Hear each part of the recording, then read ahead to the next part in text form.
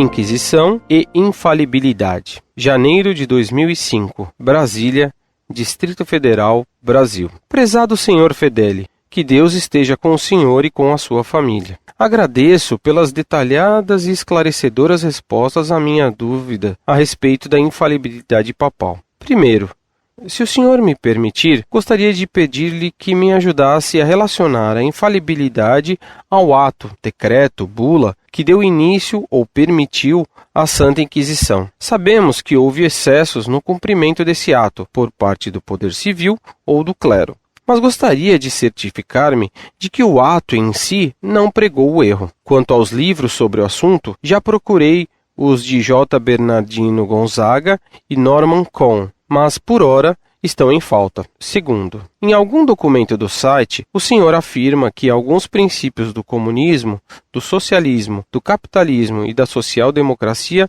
são contrários à doutrina cristã. Eu sabia que o comunismo, por princípio, é ateu. Mas e quanto às outras correntes? O senhor poderia me indicar em que ponto se desviam do ensinamento cristão?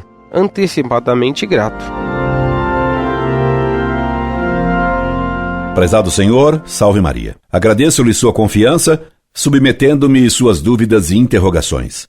Quem instituiu a Inquisição foi o Papa Gregório IX por meio de uma bula em 1231, a fim de combater os hereges cátaros. O poder de julgar foi dado a Pedro pelo próprio Cristo, quando lhe entregou as chaves do reino dos céus. Também por ocasião da paixão, quando Nosso Senhor foi preso no Horto das Oliveiras, Pedro cortou a orelha de um dos servos do templo. Nessa hora, Cristo disse a São Pedro: Pedro, mete a espada na bainha, porque quem com ferro fere, com o ferro deverá ser ferido. Mateus capítulo 26, versículo 52. Ora, se fosse lícito a Pedro usar da espada, Cristo lhe teria dito para lançar fora a espada e não para guardá-la. Por que mandou guardá-la naquela hora? Porque era a hora da paixão. Ele não deveria usá-la, mas porque Pedro teria o poder, quando Cristo não estivesse mais na terra, deveria guardá-la. Pedro é o vigário de Cristo que só pode agir em seu nome enquanto ele mesmo não está presente. Há muitos outros textos da Escritura em que Deus defende a pena de morte. Por exemplo, no Apocalipse capítulo 10, versículo 13, Cristo diz: quem matar a espada, importa que seja morto a espada.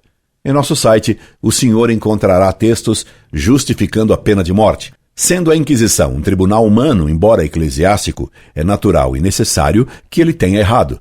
Isso, porém, não a torna ilegítima. Todos os tribunais erram, nem por isso vai se pedir a sua eliminação.